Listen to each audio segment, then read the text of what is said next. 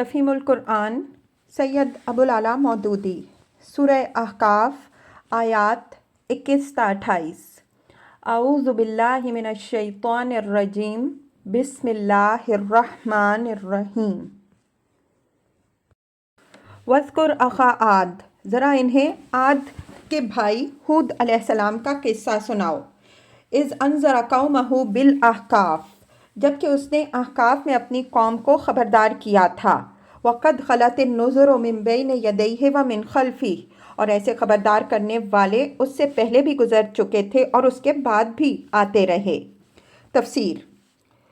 چونکہ سرداران قریش اپنی بڑائی کے زعم رکھتے تھے اور اپنی ثروت و مشقیت پر پھولے نہ سماتے تھے، اس لیے یہاں ان کو قوم عاد کا قصہ سنایا جا رہا ہے، جس کے متعلق عرب میں مشہور تھا کہ قدیم زمانے میں وہ اس سرزمین کی سب سے زیادہ طاقتور قوم تھی۔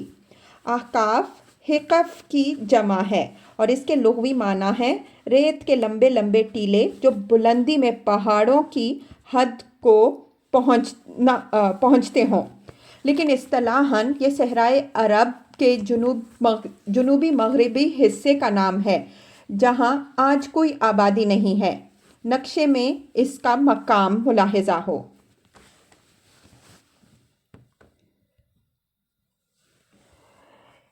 ابن اسحاق رحمہ اللہ کا بیان ہے کہ عاد کا علاقہ عمان سے یمن تک پھیلا ہوا تھا، اور قرآن مجید ہمیں بتاتا ہے کہ ان کا اصل وطن الاحقاف تھا، جہاں سے نکل کر وہ گرد و پیش کے ممالک میں پھیلے اور کمزور قوموں پر چھا گئے۔ آج کے زمانے تک بھی جنوبی عرب کے باشندوں میں یہی بات مشہور ہے کہ عاد اسی علاقے میں تھے۔ موجودہ شہر مکلا سے تقریباً 125 میل کے فاصلے پر شمال کی جانب حضر موت میں ایک مقام ہے جہاں لوگوں نے حضرت ہود علیہ السلام کا مزار بنا رکھا ہے، اور وہ قبر ہود علیہ السلام کے نام سے بھی مشہور ہے۔ ہر سال 15 شعبان کو وہاں عرس ہوتا ہے اور عرب کے مختلف حصوں سے ہزاروں آدمی وہاں جمع ہوتے ہیں۔ یہ قبر اگرچہ تاریخی طور پر ثابت نہیں ہے، لیکن اس کا وہاں بنایا جانا اور جنوبی عرب کے لوگوں کا کثرت سے اس کی طرف رجوع کرنا کم از کم اس بات کا ثبوت ضرور ہے کہ مقامی روایات اسی علاقے کو قوم عاد کا علاقہ قرار دیتی ہیں۔ اس کے علاوہ حضر موت میں متعدد خرابے یعنی روئنز ایسے ہیں جن کو مقامی باشندے آج تک دار عاد کے نام سے موسوم کرتے ہیں۔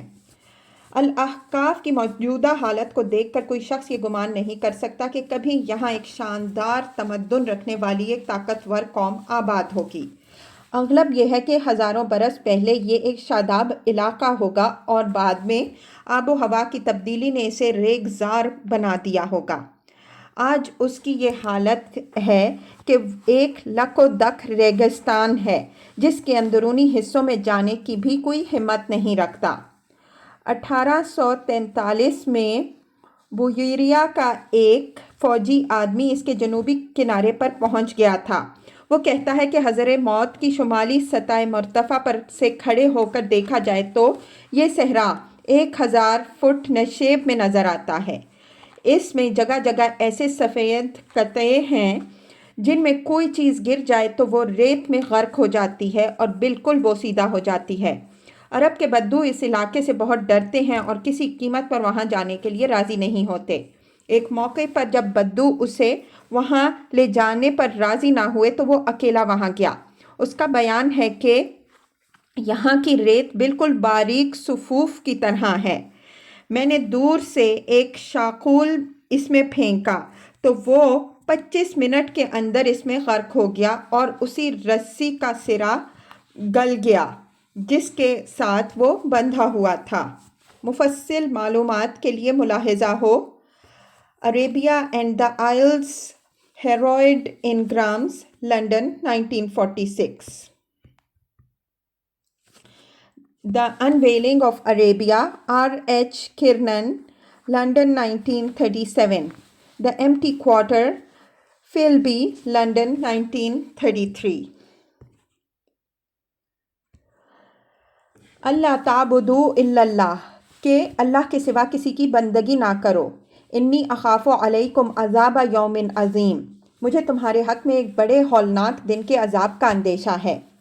قالوا اجئتنا لتأفکنا عن آلہتنا، انہوں نے کہا کیا تو اس لیے ہمیں آیا ہے کہ ہمیں بہکا کر ہمارے معبودوں سے برگشتہ کر دے؟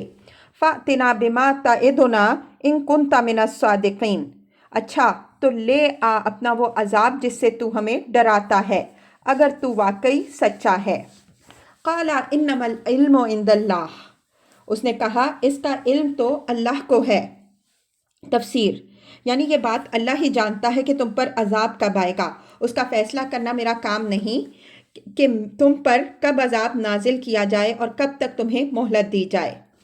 وَأُبَلِّغُكُم مَّا أُرْسِلْتُ بِهِ، میں صرف وہ پیغام تمہیں پہنچا رہا ہوں جسے دے کر مجھے بھیجا گیا ہے۔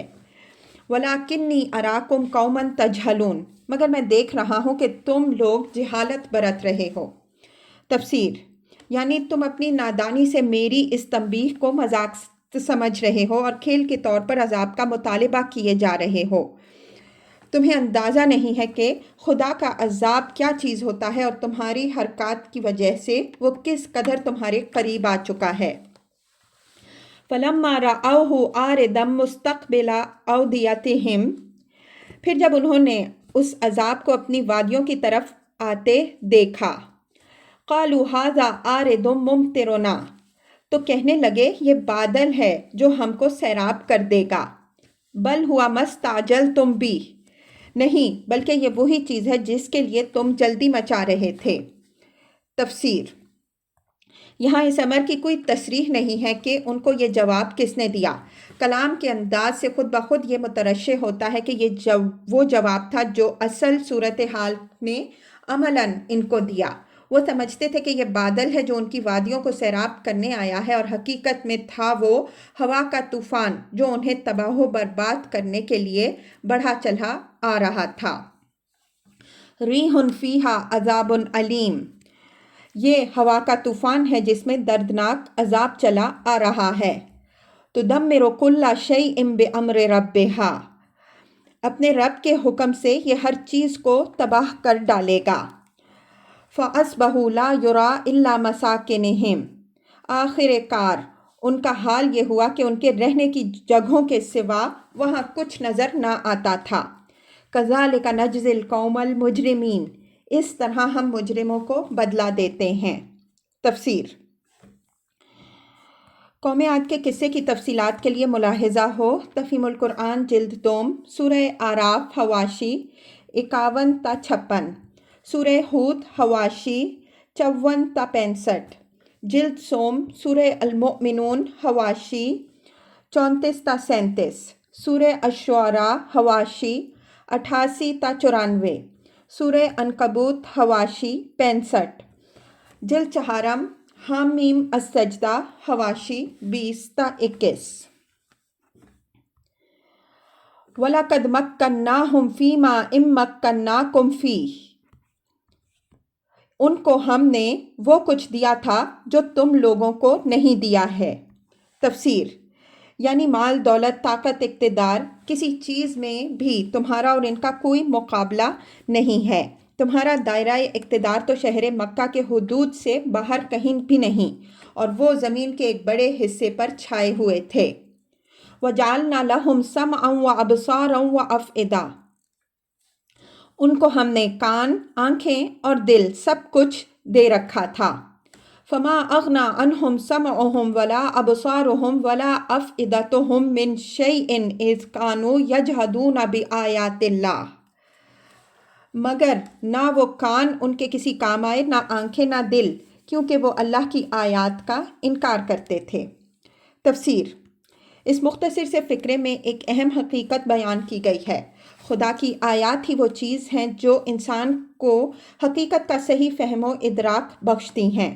یہ فہم و ادراک انسان کو حاصل ہو تو وہ آنکھوں سے ٹھیک دیکھتا ہے، کانوں سے ٹھیک سنتا ہے اور دل و دماغ سے ٹھیک سوچتا اور صحیح فیصلے کرتا ہے۔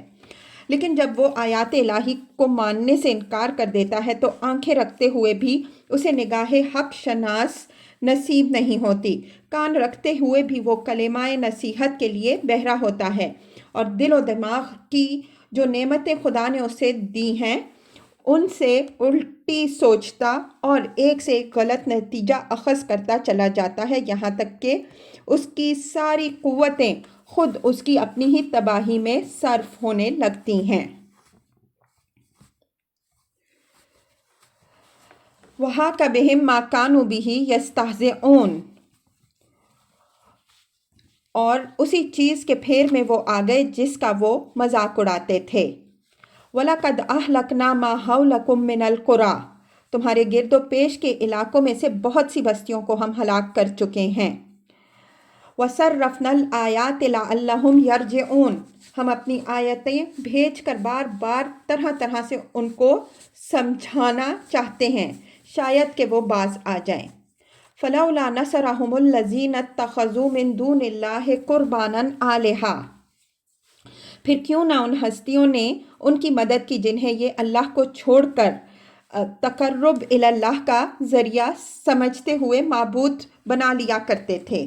تفسیر، یعنی ان ہستیوں کے ساتھ عقیدت کی ابتدا تو انہوں نے اس خیال سے کی تھی کہ یہ خدا کے مقبول بندے ہیں، ان کے وسیلے سے خدا کے ہاں ہماری رسائی ہوگی، مگر بڑھتے بڑھتے انہوں نے خود انہی ہستیوں کو معبود بنا لیا، انہی کو مدد کے لیے پکارنے لگے، انہی سے دعائیں مانگنے لگے اور انہی کے متعلق یہ سمجھ لیا کہ یہ صاحب تصرف ہیں اور ہماری فریاد رسی و مشکل کشائی یہی کریں گے۔